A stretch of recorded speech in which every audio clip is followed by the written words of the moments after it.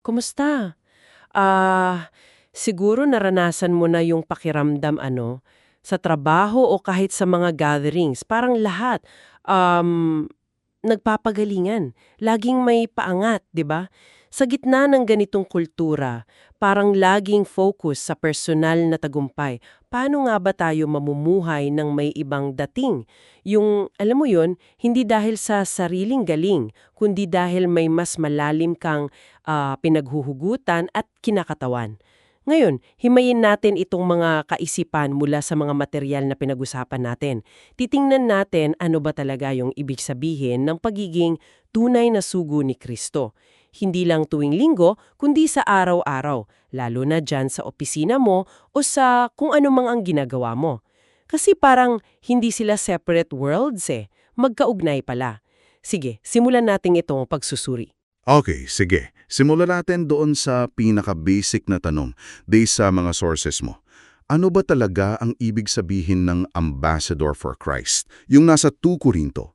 Kasi hindi lang siya basta, alam mo yun, title lang. Ito'y isang pagkakakilanlan. Bale, identity mo ito na dapat humubog sa lahat. Para kang representatibo ng hari sa ibang lupain, itong mundo. Ang bigat ng dating, no? Ibig sabihin, yung mga kilos mo, desisyon, pakikitungo, dapat salamin ng agenda niya, ng karakter niya, hindi yung sarili mong interes o ambisyon. Representasyon talaga, hindi personal recognition. Dito na nga pumapasok yung tension, 'di ba? Yung parang banggaan sa araw-araw. Kasi ang turo ng mundo, lalo na grabe sa social media tsaka sa professional settings, parang laging i-build mo ang brand mo, i-promote mo sarili mo, self-promotion talaga. Pero ito, yung pagiging sugo, sabi doon sa nabasa mo sa Juan, siya ang dapat madakila, ako'y mababa. Parang baliktad sa Agos, no? Madaling isipin na teka parang dehado ata ako dito. Parang lugi. Oo, tama yung obserbasyon mo, may tension talaga. Pero ito yung interesting, based dun sa mga idea sa material mo, hindi lang ito tungkol sa pagpapakumbaba na parang weakness. Actually, isa raw itong radical na pag-redefine ng tunay na influence o power. Hindi siya yung pag-angat sa sarili, kundi yung kakayahang ituro yung tao palayo sa sarili mo papunta sa kanya na mas makabuluhan. May kakaibang power doon. Tsaka parang may kalayaan din, no? Kapag hindi ka naalipin nung paghanga ng iba o yung validation. Interesting nga yan, oo. So, paano to nagiging practical? Kasi baka isipin ng iba, ang ganda pakinggan, pero paano sa totoong buhay? Siyempre, hindi pwedeng konsepto lang. At pinapakita rin sa mga pinag-aaralan kung paano ito isinasabuhay. Bale, 3 area siguro.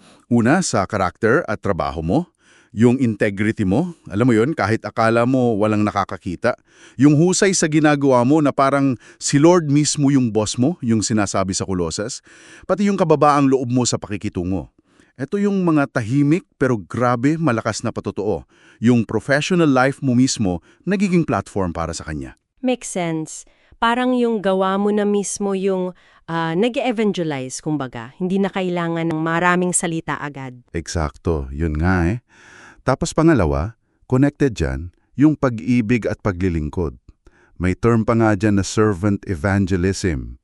Yung idea na yung paglilingkod mo, yung simpleng kabaitan pagtulong sa katrabahong hirap, yung pakikinig mo na may genuine care, pag-aalay ng oras mo ng walang hidden agenda, ito na mismo yung way ng pag-share. Madalas daw, ito yung nabubuksan ng puso. Mas effective pa minsan kaysa, alam mo yun, mahabang sermon. Dito pumapasok yung sinabi ni Jesus sa Juan na sa pag-ibig daw makikilala ang mga disipulo niya. Maganda yan. Napaka-practical. Pero teka, minsan hindi ba't may alalahanin din na baka maabuso ka naman? O baka maging doormat ka lang kung laging sige, serve lang ng serve? Paano mo binabalance yon? Importanteng tanong yan.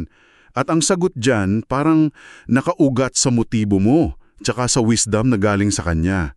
Hindi namang ibig sabihin maging passive ka eh.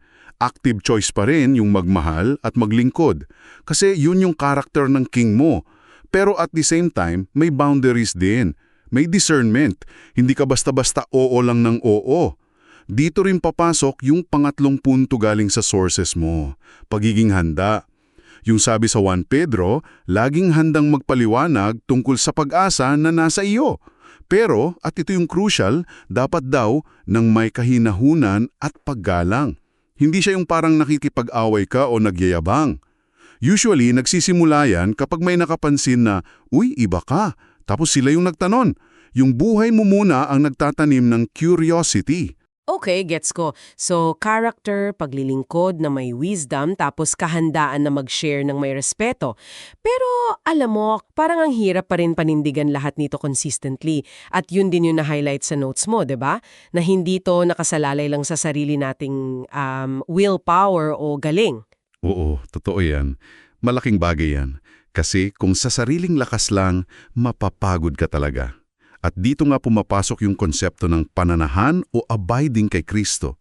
Yung nasa Juan 15, sapagkat kung hiwalay kayo sa akin ay wala kayong magagawa. Ang lakas mo, yung pasensya, pag-ibig, yung wisdom para mamuhay bilang sugo niya, hindi galing sa atin. Bunga siya ng malapit na relasyon sa Kanya, ng pagdepende sa banal na espiritu araw-araw. Hindi siya performance kumbaga, mas parang overflow siya nung presensya niya sa buhay mo. Ang ganda nung sinabi mo, hindi performance kundi overflow, nakapakalinaw nun. Oo, kaya sa bandang huli, itong pagiging sugo ni Kristo, hindi siya dapat, alam mo yun, dagdag pabigat o checklist. Actually, paglaya raw ito. Paglaya mula doon sa nakakapagod na kultura ng ako muna, yung laging naghahabol ng validation, pagyakap ito sa isang mas malalim, mas eternal na purpose. At yung buhay mong nakasentro sa Kanya, yun yung pwedeng maging liwanag, yung kasagutan sa uhaw ng mga tao sa paligid mo. Uhaw sa pag-asa, sa